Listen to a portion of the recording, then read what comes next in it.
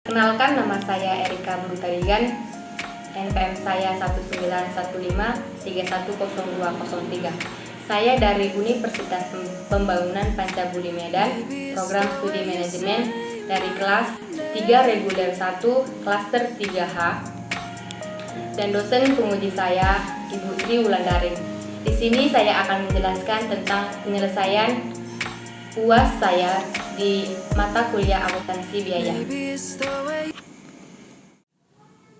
Baik, pada kasus satu ini kita bisa melihat di sini ada tabel produk yaitu N, X, Y, dan Z.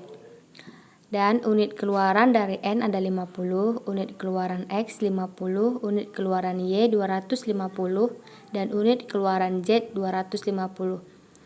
Dan jumlah perputaran produksi N4, X5, Y7, Z8, dan totalnya ada 24. Jam kerja langsung per unit N4, X6, Y4, Z6. Lalu ada jam mesin per unit N5, X8, Y5, Z8.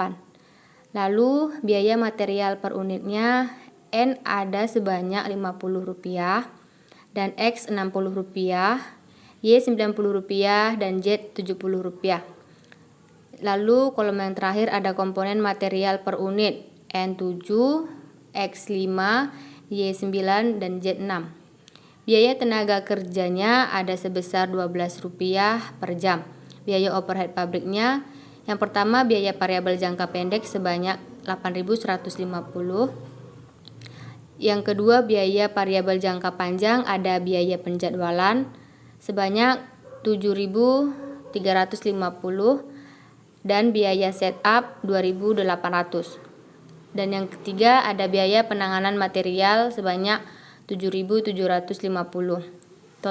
Total keseluruhannya menjadi Rp26.050. Kalkulasi biaya konvensional, kita mencari jumlah jam tenaga kerjanya yang diambil dari N 50 dikali 4 hasilnya 200, X 50 dikali 6 hasilnya 300, Y 250 dikali 4 hasilnya 1000, dan Z 250 dikali 6 hasilnya 1500. Yang 50 ini dikali 4, 50 diambil dari unit keluaran N50 dan dikali 4 diambil dari jam kerja langsung per unit untuk mencari nilai N. Untuk mencari nilai X-nya 50 dikali dengan 6. 50 unit keluaran, jam kerja langsung per unit itu ada 6. Lalu yang Y 250 dikali 4 hasilnya 100, diambil juga dari unit keluaran 250Y yang dari kolom Y, dan 4 dari jam kerja langsung per unit, dan Z-nya 250 dikali 6 sama dengan 1500, juga diambil dari unit keluaran Z 250 dikali dengan jam kerja langsung per unit 6. Jadi hasilnya 1.500.000. Total keseluruhannya menjadi 3.000. Tarif overhead pabriknya 26.050, itu diambil dari hasil biaya overhead pabrik yang paling bawah ini. Lalu per 3.000 diambil dari jumlah jam tenaga kerja. Hasilnya 8,63 per jam tenaga kerja. Di tabel yang ini kita melihat keterangan, dan untuk mencari nilai N, X, Y, dan Z-nya kita mencari nilai material. Di sini di kolom N ada 2.500 hasil dari unit keluaran 50 dikali dengan biaya material 50. Begitu juga untuk mencari nilai X-nya. Unit keluaran X 50 dan dikali biaya material. Biaya material X adalah 60. Jadi 50 dikali 60. Hasilnya 3.000. Begitu juga dengan nilai Y dan Z. Untuk nilai upah 2.400 ini jumlah dari biaya tenaga kerja 12 dikali jumlah jam tenaga kerja. 12 diambil dari soal biaya tenaga kerja yang Rp12 per jam. Lalu yang jumlah jam tenaga kerja 200, ini kita lihat di atas jumlah jam tenaga kerja N yang 50 dikali 4 hasilnya 200. Nah, dari situlah jumlahnya. Jadi 12 dikali 200 hasilnya 2.400. Begitu juga untuk mencari nilai X, Y, dan Z-nya. Untuk mencari nilai X-nya 12 dikali dengan 300, karena nilai X jumlah jam tenaga kerja di atas adalah 300, jadi 12 dikali dengan 300. Begitu juga dengan Y, 12 dikali dengan 1000 karena jumlah jam tenaga kerjanya 1000, dan Z 12 dikali dengan 1500 karena jumlah jam tenaga kerja Z pada hasil di atas adalah 1500. Dan di sini ada biaya utama. Biaya utama di nilai N ada 4.900. 4.900 adalah hasil dari penambahan material di atas dengan upah. Jadi 2.500 ditambah dengan 2.400. Hasilnya 4.900. Begitu juga dengan X. 3.000 ditambah dengan 3.600. Hasilnya 6.600. Begitu juga dengan Y dan X. Lalu di bawah kita ada melihat BOP. BOP adalah 8,63. Jadi 8,63 diambil dari hasil tarif overhead pabrik di atas tabel. Lalu dikali dengan jumlah jam tenaga kerja. Jumlah jam tenaga kerja N adalah 200. 50 dikali 4 sama dengan 200. Jadi 1726 itu adalah hasil dari 8,63 dikali dengan 200. Lalu yang X hasil dari 2.589 adalah hasil dari 8,63 dikali 300, dan Y 8,63 dikali dengan 1000, dan hasil Y adalah 8.630, dan yang Z hasilnya 12.945 dari penjumlahan 8,63 dikali dengan 1.500. Lalu di bawah BOP kita melihat HPP atau HP produksi. Jumlahnya 6.626. Itu adalah penjumlahan dari biaya utama ditambah BOP. Biaya utama di atas 4.900 dan ditambah BOP sebesar 1.726. Jadi hasilnya 6.626. Lalu yang X 6.600 ditambah dengan 2.589 dan hasilnya menjadi 9.189. Begitu juga untuk mencari yang Y dan Z. Unit produksi ini diambil dari tabel pada soal, yaitu unit keluaran. Unit keluaran pada tabel soal ada 50 dan X 50, Y 250 dan Z 250. Tinggal kita pindahkan saja ke sini. Lalu hasil dari HPP per unit di kolom N ada 132,52. Ini adalah hasil dari pembagian HPP dibagi dengan unit produksi.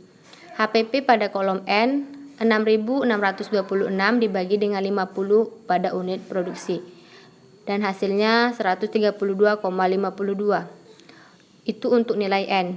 Untuk nilai X 9.189 dibagi dengan 50, hasilnya 183,78. Begitu juga dengan Y 43.130 dibagi 250, hasilnya 172,52. Dan yang Z 48.445 dibagi dengan 250 hasilnya 193,78. Hasilnya 190. Metode yang kedua ada kalkulasi biaya dengan metode ABC. Yang pertama kita mencari total komponen dulu.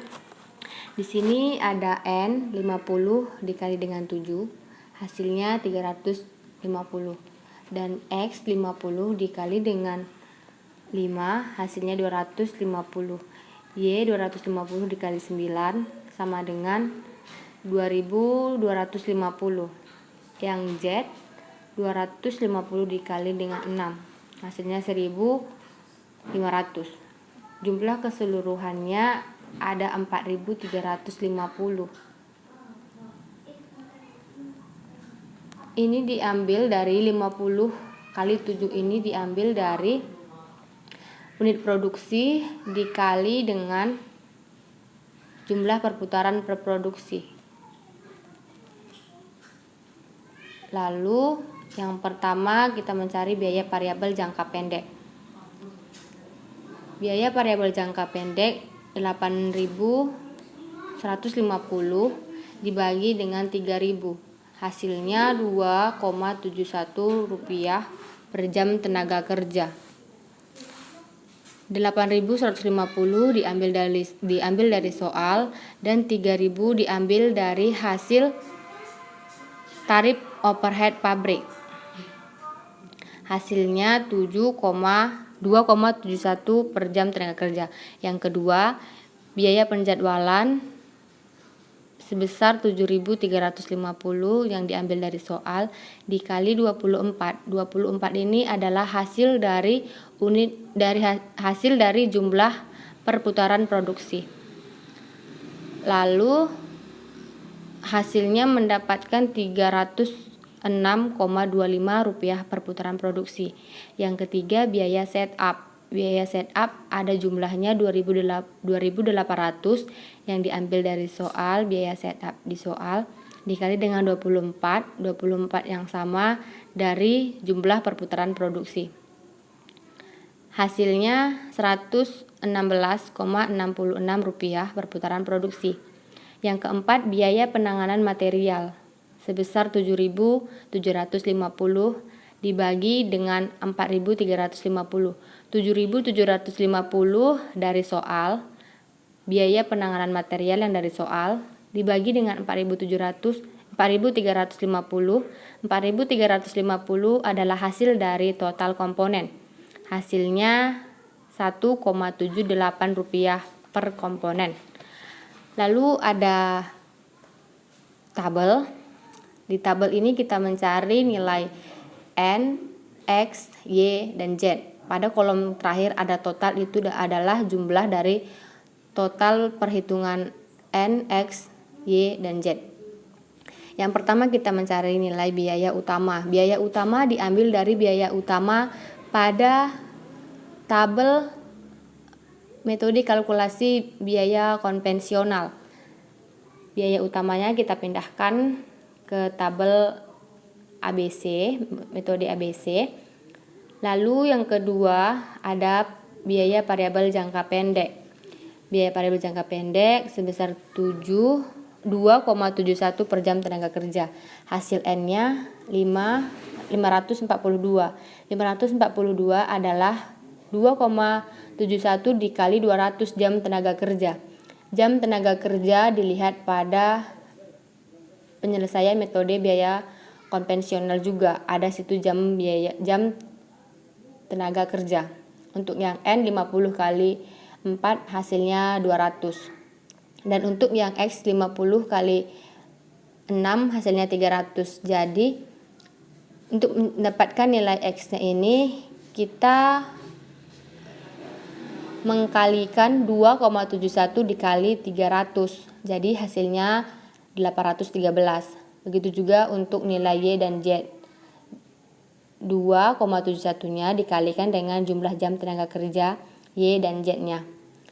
Lalu yang ketiga ada biaya penjadwalan. Biaya penjadwalan di sini 306,25 diambil dari biaya penjadwalan yang di atas per komponen, dan hasil N-nya adalah 1221. 1221 ini adalah hasil dari 305,25 dikali 4. 4 ini adalah dari jumlah dari jumlah putaran produksi. Begitu juga dengan nilai X-nya. 305,25 dikali dengan jumlah putaran produksi X. Jumlah putaran produksi X adalah 50. Jadi 305,25 dikali dengan 5. Makanya menghasilkan 1531,25. Begitu juga untuk mencari nilai Y dan Z-nya. Lalu yang keempat ada biaya setup, ada senilai 116,66 per putaran. Dan hasil N-nya ada 466,64. Ini adalah hasil dari 166,66 ini yang diambil dari hasil dari 3 biaya setup di atas dikalikan dengan 4 dari jumlah perputaran produksi pada tabel soal. Begitu juga dengan yang X, 116,66 dikali dengan jumlah perputaran produksi. Nilai X jumlah perputaran produksinya adalah 5. Jadi 116,66 dikali dengan 5. Begitu juga dengan Y dan Z-nya. Dan seterusnya ada biaya penanganan material. Ada di sini jumlahnya 1,78 per komponen. Dan hasil N ada 623.